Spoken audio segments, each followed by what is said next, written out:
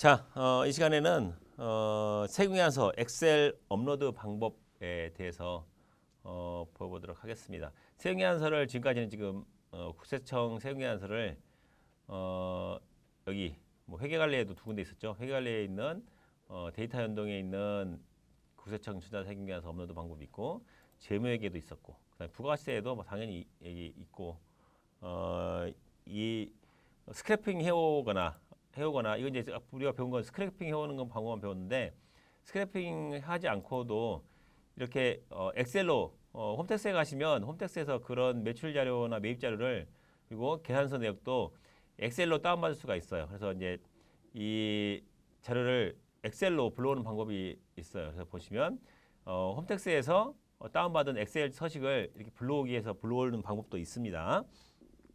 자, 그리고 이제 이번에 설명드릴 방법은 이 세무계산 내역을 엑셀로, 그러니까 매입 자료가 세무계산서 외에 이 세무계산서뿐만 아니라 그냥 엑셀에다가 입력해가지고 이거 개수가 많거나 이럴 때는 일일이 뭐 손으로 다 수기로 입력하려면 힘들다 그러면 이 수기 세무계산서인데 상대방 우리 거래처에다가 그걸 입력해서 달라. 그러면 그럴 때는 여기 보시면 이 내역에 기타 매입 매출 여기 보시면 회계관리에서 기타 매입 매출 전표 전송에 가셔서 회계관리 재무회계에 기타 매입 매출 전표 가셔가지고 매입자로 불러오게 있어요.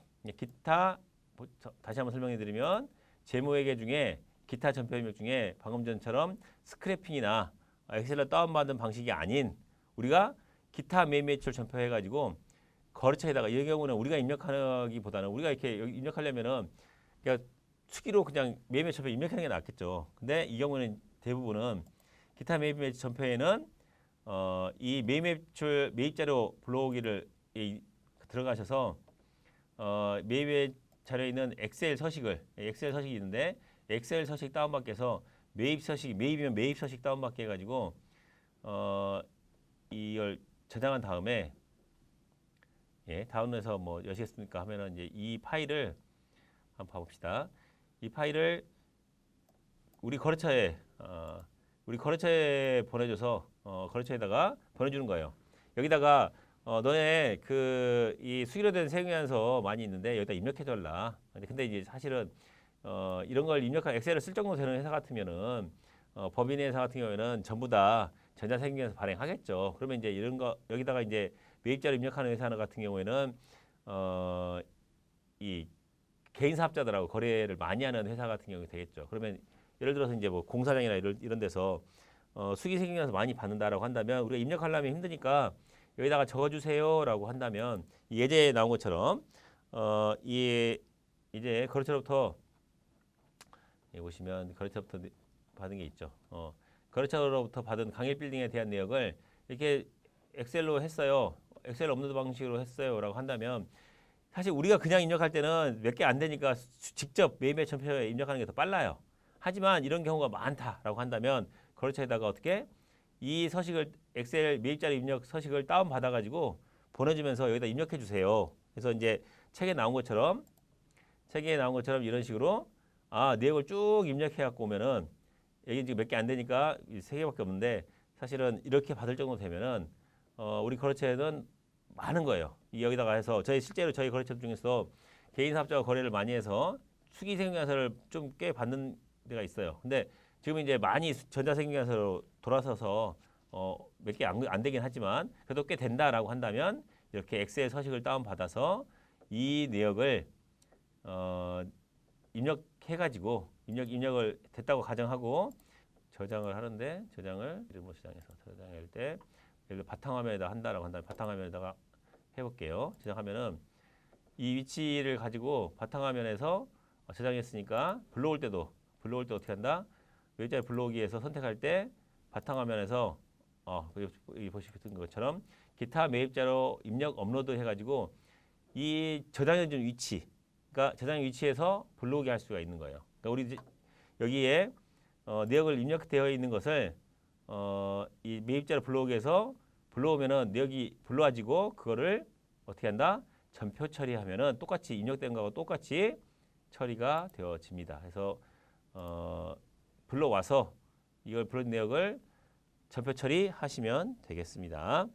자, 그리고 이 엑셀에 업로드하는 방식은 이제 전자 외에 종이 세금 계산서가 많이 사라지다 보니까 이 방법을 거의 쓰지 않고 손으로 몇 개 안 되면 이제 그냥 수기로 입력하고 하죠. 그래서 이제 별로 많이 쓰고 있지는 않습니다.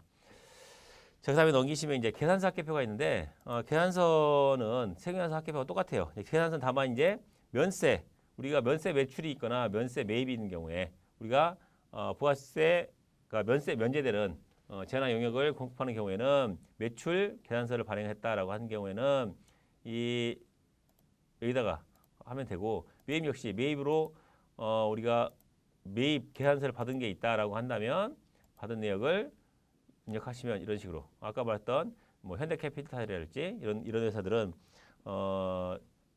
이 똑같은 차를 빌려주는 데지만 캐피탈 회사들은 리스 회사예요. 그러니까 금융회사다 보니까 금융회사가 제공하는 용역은 면세예요. 그래서 이제 여기서는 계산서를 발행하게 돼 있고, 그 외에 이제 똑같은 차를 임대해 주지만 무슨 렌터카 무슨 렌터카 그런 회사들은 이제 부가세 과세 사업자다 보니까 그 회사들은 이런 계산서가 아니라 세금 계산서를 발행해 주게 돼 있습니다. 그러니까 그 차이가 있다는 것. 방법은 똑같아요. 근데 대신 입력해 놓은 게 매입 전표 입력에서 입력을 이 면세 매입이나 과세 매입이나 면세 매입으로 입력한 경우에 여기 합계표에서 계산서 합계표에 불러와진다라고 똑같이 마감도 마감해 놓으면은 이 내역이 부가신고상에 어디에 반영되느냐, 어디에 반영된다 그랬죠?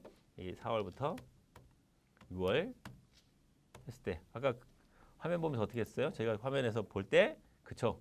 여기 과표 명세에 보면은 과표 명세에 나타나 있어요. 과표 명세에 하단에 보시면 과표 명세에서 여기는 이제 부가세 과세 표준이고 여기는 이 과세 부분이고 면세 부분에 이렇게 계산서 발급 부분 발급하고 계산서 수치한 것이 이렇게 표시가 되어집니다. 지금 이제 제가 교재할 때는 이 발급 부분을 빼고 해서 이 면세 계산 수치 금액만 했었는데 사실 이 합계표에 계산서 합계표에 매출이 이렇게 많이 있다면 그 내역이 신고상에 이렇게 불러와지게 됩니다. 그 내역 참고하시기 바랍니다.